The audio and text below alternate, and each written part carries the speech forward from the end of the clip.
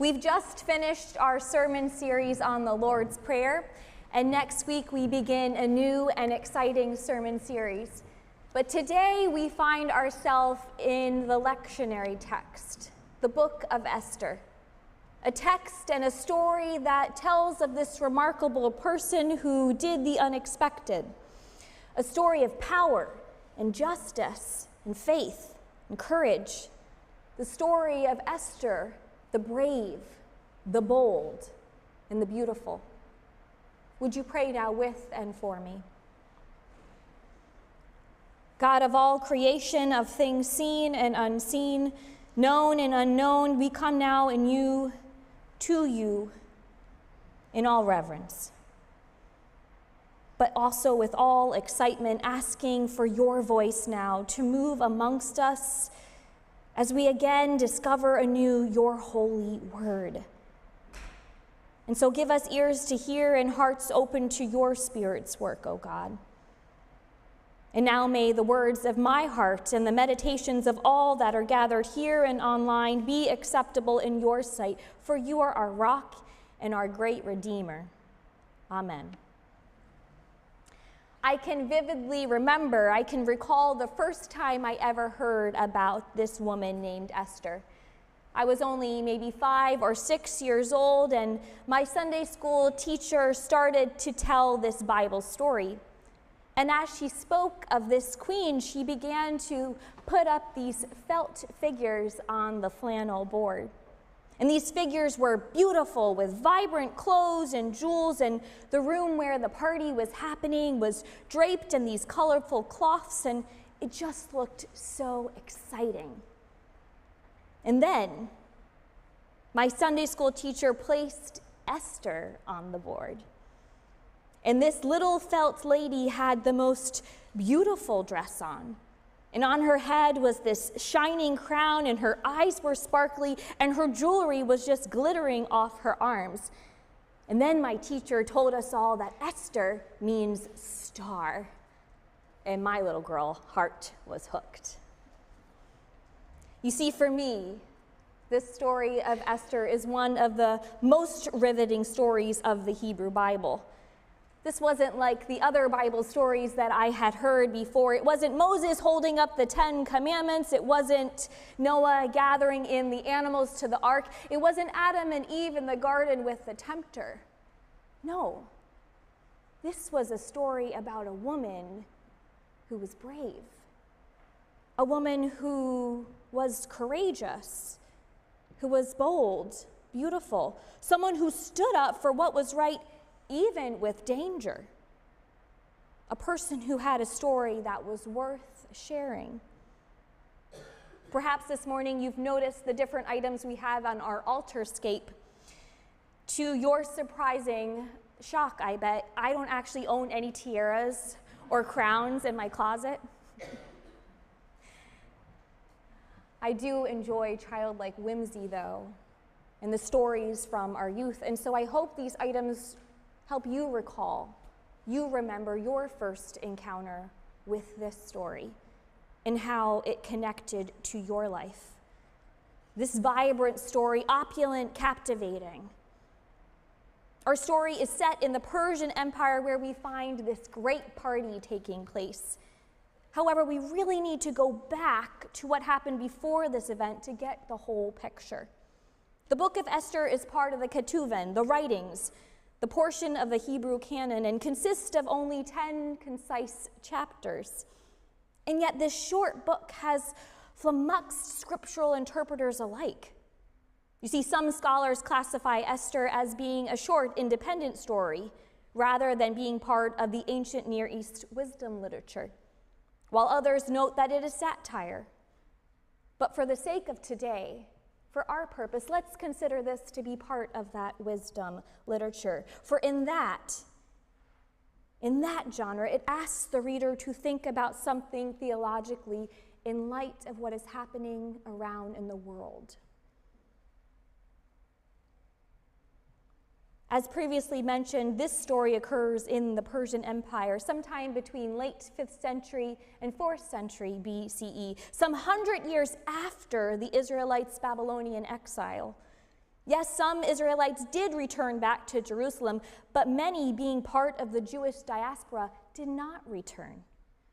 Located much like we are here in Arlington, with our nation just being right across the Potomac, we find a Jewish community living in and around the outskirts of Susa, the capital city of the ancient Persian Empire, where these characters in our story existed. The groundwork of our story today occurs in earlier chapters, but the basic plot is this. A Jewish orphan named Hadassah, or Esther as her Persian name was, raised by her cousin Mordecai, not her cousin Vidi. And like Mordecai, she was taken in by this generous person, father, mother, sister, brother, uncle, someone who took her in as his own. And we know that Mordecai served in the Persian court as a minor official. Back in chapter 2 of the book, it notes that cousin Mordecai was among the 4th generation of these exiled Jews. So knowing this, we understand that it would have been his great-grandfather who was in the original Babylonian exile from Jerusalem. With this in mind, we understand that Persia was likely the only home, the only place that Mordecai and Esther and those Jews around him would have ever known. They did not then have a temple to worship in, and some theological scholars believe that observing of Passover and celebrating of the festival weeks Shavuot and Sukkot, the festival of booths, were not always practiced. They weren't always remembered for those who have lived away so far in a foreign land. The story goes that King Xerxes, or Ahasuerus, was having a party when he summoned his queen, Queen Vashti. And being brave, she refused to be objectified.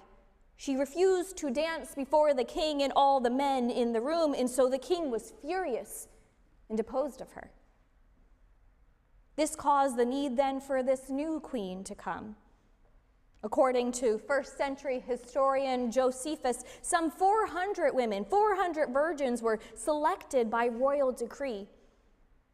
I feel it's important to note that within the ancient Near East patriarchal society, through their culture, Esther and these other young women would have not had any say in their future, would have had no choice in their marital future. And so Esther was taken into the royal harem and then commanded by her guardian Mordecai not to disclose her Jewish identity, for the Jewish people were subjugated to the Persians. And so out of those being prepared for the king and having found great favor in his sight, Esther is chosen to be King Xerxes' queen.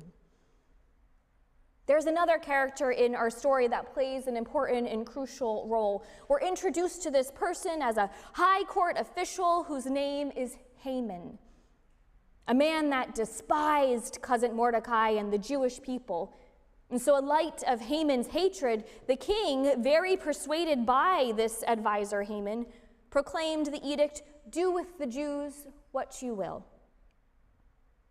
And thus begins Haman's plot to eradicate these people. Mordecai calls Esther's attention to Haman's plot, prompting her to help, asking her, perhaps you were made queen for just a time as this. And so with all this in mind, understanding this backstory, we come to our text this morning, the climatic conflict within the book, finding Esther, the king, and Haman at the second banquet prepared by Esther. This is where we really see the brave, the bold, and the beautiful Esther in full force. You see, for Esther to even have approached the king to ask him to attend this banquet without having been called by him was an unthinkable act. This king was not some weak ruler or have insignificant dominion. This was the king of all Persia, the Achaemenid Empire, one of the most powerful in the ancient world, 127 provinces from India to Kush.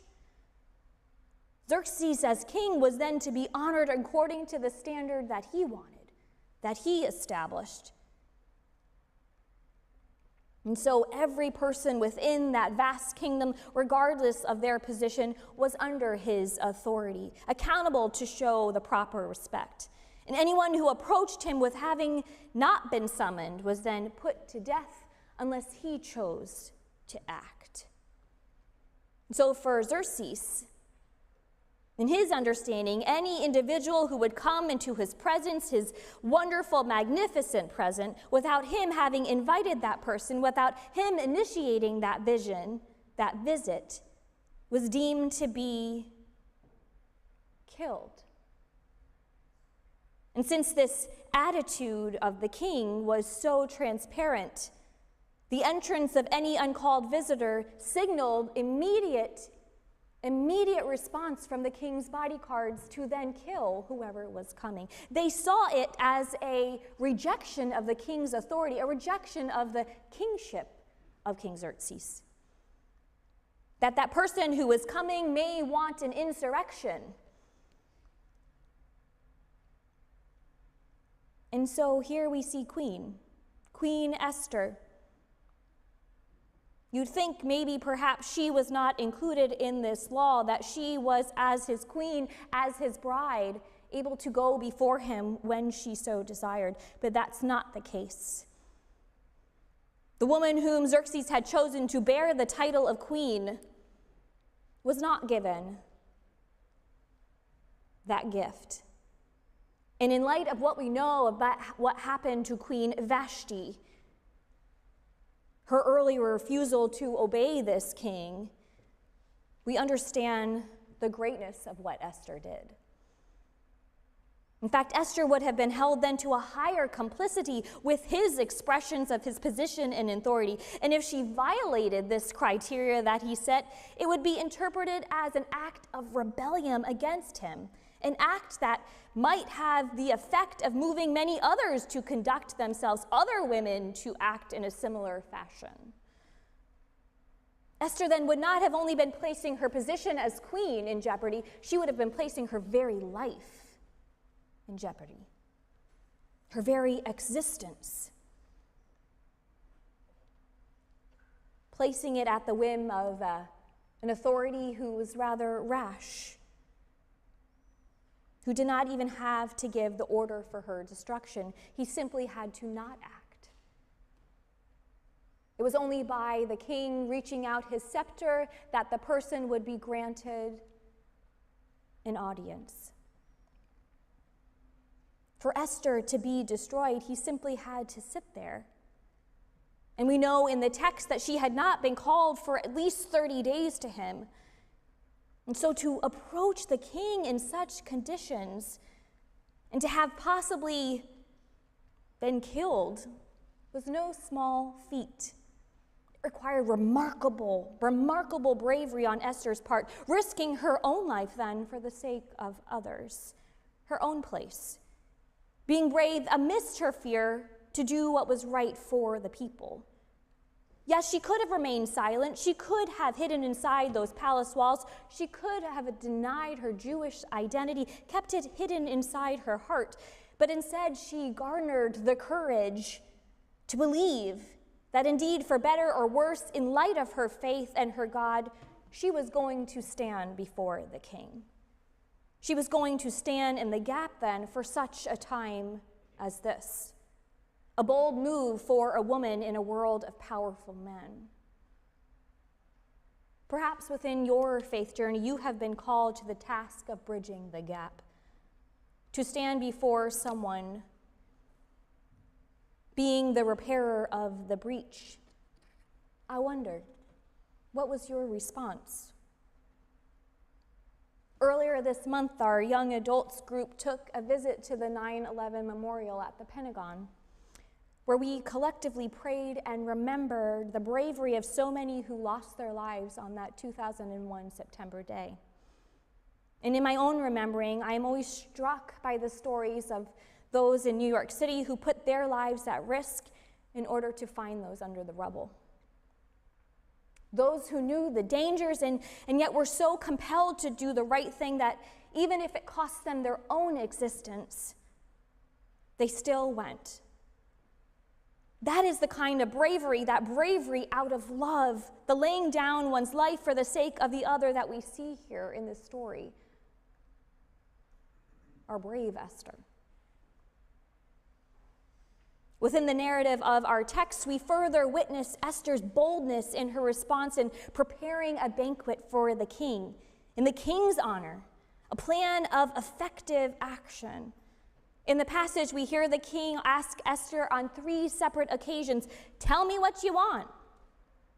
And yet she uses her knowledge, her experience to strategize the best course of action, the best response. She picked her moment wisely, and in her petition to the circumstance, to Haman's plot, she was bold, even defiant of Haman's power to destroy her and those she loved. She laid it all out on the line, exposing the evil so that it could not continue to lay hidden from the light. In her book, This Here Flesh, Cole Arthur Riley notes, the phrase defiant rootedness so perfectly captures the idea of perseverance and hope in spite of all, the insistence of one's worth and determination to remain.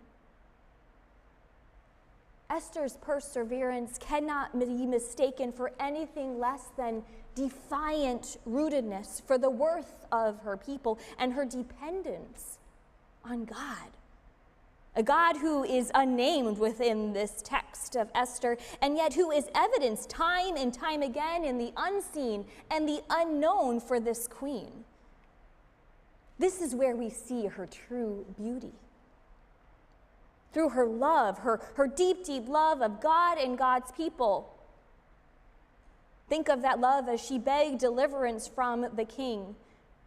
Begged deliverance for the king for those who did not have access or would not have been granted opportunity to come before him, to make such a petition.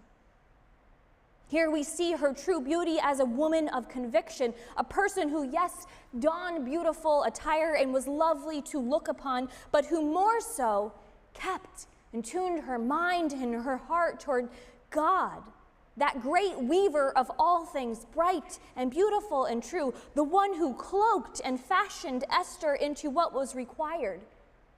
Brave, bold, beautiful. And so I ask you, what is then the garment that God is fashioning for you to claim, to put on? To wear then with all faith in this season for such a time as this.